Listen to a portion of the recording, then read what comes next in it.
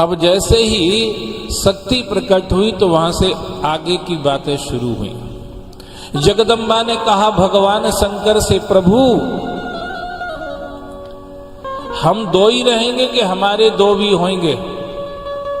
पुरुष से ज्यादा माताओं में ऐसी भावनाएं रहती हैं जो ये भी काम होना चाहिए, वो भी काम होना चाहिए, ऐसा भी होना चाहिए, वैसा भी होना चाहिए। आदमी के पीछे ही पड़ी रहती जब तक करवा नहीं लेती। घर भी बनवाओ, चाहे भले ही बैंक से लोन लो, कोई से बैंक कर्जा लो, कछु घर बनाओ। घर बनाता है बेचारा। अब बेटा बेटी तो फिर बेटा बेटी, फिर अब इनकी पढ़ाई तो उनकी, मतलब इस तरह से ये श्रृंखला चलती ही रहती है। शिवजी प्रकट होके सगुण साकार रूप में अकेले थे, कोई दिक्कत नहीं थी, पर जैसे ही शक्ति प्रकट हुई वहां से संसार का विस्तार शुरू हो गया। उन्होंने कहा हम दो ही रहेंगे कि हमारे भी कोई होंगे? शंकर भगवान ने कहा काय को दो रहेंगे, हम दो हमारे दो। तो भगवान शिव के दाहिने हिस्से से ब्रह्मा जी का प्राकट हुआ, बाएं हिस्से से विष्णु भगवान का प्राकट हुआ। बोले ये हो गए हम दो हमारे दो। अब यही बात रुकी नहीं। अब जगदम्बा कहती हैं कि रहने के लिए कोई घर वर होगा कि ऐसे घूमते ही रहेंगे खुले आकाश में? शंकर भगवान ने कहा रहने के लिए बढ़िया घर बनाते हैं। तो भगवान शिव ने काशी नगरी का निर्माण किया, काशीपुरी का निर्माण।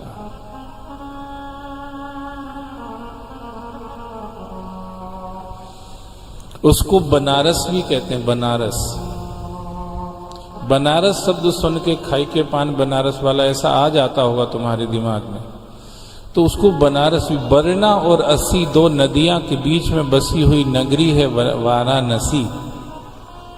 वरना अस्सी वाराणसी।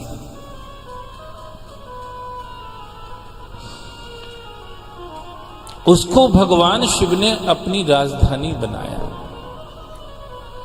देवी ये हमारे लिए रहने की इस ब्रह्मांड में सबसे अच्छी जगह है, हम दोनों इसी में आनंद से रहेंगे।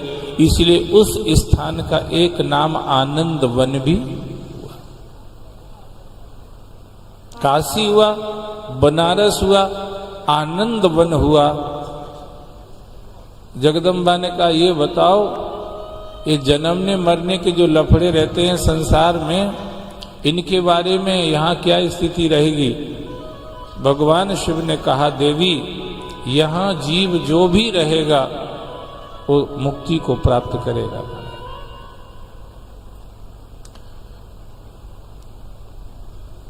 संचित, प्रारब्ध और क्रियमाण तीन तरह के कर्म जीव के साथ रहते हैं जो उसकी यात्रा को आगे बढ़ाते रहते हैं। ये कर्म उसकी यात्रा को आगे बढ़ाते रहते हैं। पर काशी नगरी, मेरी नगरी ऐसी रहेगी देवी कि इसमें मृत्यु को प्राप्त जीव को इन तीनों तरह के कर्म बांधेंगे नहीं महाराज। जो शास्त्र कहते हैं अवश्यमेव भोक्तव्यम कृतम कर्म शुभाशुभम, जो भी जीव शुभ और अशुभ कर्म करता है उसका फल उसको जरूर भोगना पड़ता है। कर्म प्रधान विश्व करि राखा, जो जस करहि सो तस फल चाखा। ये जो लिखा हुआ है कि भोगना पड़ता है, जो जैसा करता उसको वैसा भोगना पड़ता है, पर ये नियम सब जगह लागू होगा, काशी में लागू नहीं होगा महाराज। ऐसा भगवान शिव ने कहा। इसीलिए देवी इस स्थान का एक नाम होगा अभिमुक्त क्षेत्र। अभी का मतलब होता है आवागमन। पुनरपि जननम पुनरपि मरणम पुनरपि जननी जठरे सैनम अंगम गलितम पलितम मुंडम दसन विहीनम जातम तुंडम वृद्धो याति गृहीत्वा दंडम तदपि न मुंचयति आसा पिंडम। ये जो अनर्थ श्रृंखला जीव के साथ चलती रहती है इसको कहते हैं अवि, आवागमन। जायतस् ही ध्रुवो मृत्यु ध्रुवम जन्म मृत्युश्चा, इसको कहते हैं आवागमन। पर काशी में जो जीव अंतिम यात्रा में आएगा वह फिर इस आवागमन से छूट जाएगा दैवी, इसलिए इस स्थान का एक नाम अभिमुक्त क्षेत्र भी रहेगा। अब जगदम्बा है तो उनके लेवल की क्वेश्चन करेंगी। साधारण स्त्री होती तो उसके क्वेश्चन का लेवल भी साधारण होता, पर वो तो असाधारण है। सर्व मंगल मांगल्य शिवे सर्वार्थ साधिके शरण्य त्र्यंबके गौरी नारायणी, वो तो वो बोल सकती है महाराज। तो उनके क्वेश्चन का लेवल भी वैसा ही होगा। आदमी का मानस जिस स्तर का होता है ना, उसके चिंतन, उसके अचीवमेंट्स, उसके एक्शन भी वैसे ही होते हैं। आपका मानस ही आपको क्रिया करने के लिए विवश करता है, आप उससे बाहर जा ही नहीं सकते हैं। स्वभाव तंत्रो ही जनाः स्वभावो अनुवर्तते, स्वभाव स्थितम इदम सर्वम सदैव असुर मानुसम। उससे बाहर कोई नहीं जा सकता,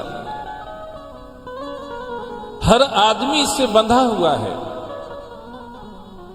हाँ, उसका अगर आप सदुपयोग करते रहेंगे, आज जो आपकी स्थिति है, मानस की स्थिति है, अगर आप उसका सदुपयोग करते रहेंगे तो धीरे धीरे धीरे धीरे धीरे धीरे उसका शुद्धिकरण होता रहता है और उसका लेवल आगे बढ़ता रहता है। जो वेद कहता है उत्तिष्ठ जाग्रय प्राप्य वरान्य बोधय, अरे जीव तू उठ जाग और श्रेष्ठता को वर्ण कर।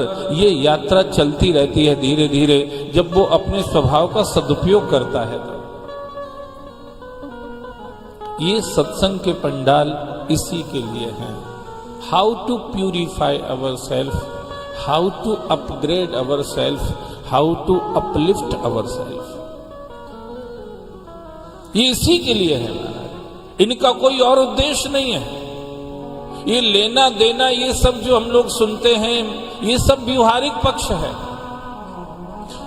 वो व्यवहारिक पक्ष है। ये जो अभी चल रहा है ये वास्तविक पक्ष है महाराज।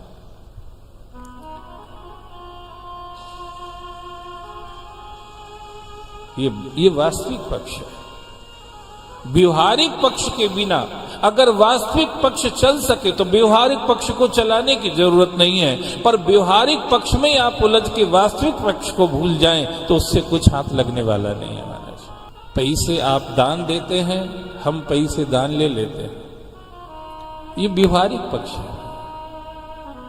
आप दान दे के चले जाएं, हम दान लेके खा जाएं तो मरने के अलावा कुछ नहीं है, संकट के अलावा कुछ नहीं। जितने लोग इस तरह से दान ले लेके खा रहे हैं वो सब अपना संकट बढ़ाने में लगे हैं महाराज। जो सुबह बैठ के गायत्री न करता हो, शाम को बैठ के जो गायत्री न करता हो, उसका दान क्या करेगा? उसका दान क्या करेगा? सत्यानाश करेगा महाराज। पर चल रहा है सब कुछ, क्या करेगा? तो ये याद रखना हम सबके लिए बहुत जरूरी है। व्यवहारिक पक्ष सपोर्टर है, वहां तक ही उसका उपयोग कर लेना चाहिए। वास्तविक पक्ष न छूट जाए, ये ध्यान रखना बहुत जरूरी है महाराज, ये न छूट जाए बस।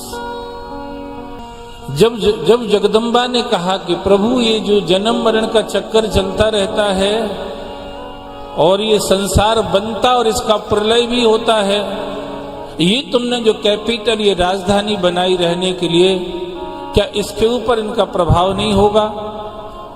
प्रलय के समय क्या हमको इसको खाली नहीं करना पड़ेगा? ये खत्म नहीं होगी क्या? शंकर भगवान ने कहा, देवी जिस समय सृष्टि का प्रलय काल आएगा उस समय मैं काशी नगरी को अपने त्रिशूल पर उठा के रख लूंगा, इसका नाश नहीं होगा महाराज। प्रलय में भी इसका नाश नहीं होगा।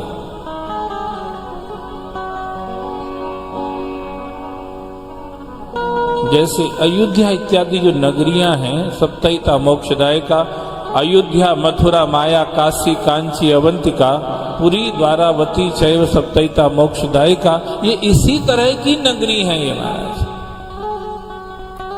प्रलय काल आता है, श्री अयोध्या धाम को स्वयं भगवान नारायण अपने सुदर्शन पे धारण कर लेते हैं। ये ऐसी नगरियां हैं, इनका कभी नाश नहीं होता है। उज्जैन में आप सिद्ध बट पर जाएंगे तो सिद्ध बट वहां अक्षय बट है। कहते हैं जब प्रलय काल आता है तो ये स्थान प्रलय से ऊपर उठता चला जाता है, डूबता नहीं, समाप्त नहीं होता, उठता चला जाता है, ऊपर उठता चला जाता है। जैसे जल बढ़ता जाता है ना, तो कमल ऊपर, सरोवर में जितना जल बढ़ता जाता कमल उसके ऊपर उठता चला जाता है। ऐसे इस सृष्टि में प्रलय का जल जितना बढ़ता जाता है ना, कुछ स्थान ऐसे हैं जो ऊपर उठते चले जाते हैं, इनमें प्रलय नहीं आता महाराज। उज्जैन उसी में से एक उज्जैन है महाराज, उसी में एक काशी है, अयोध्या है, मथुरा है, हरिद्वार है, कांची है, द्वारिका है।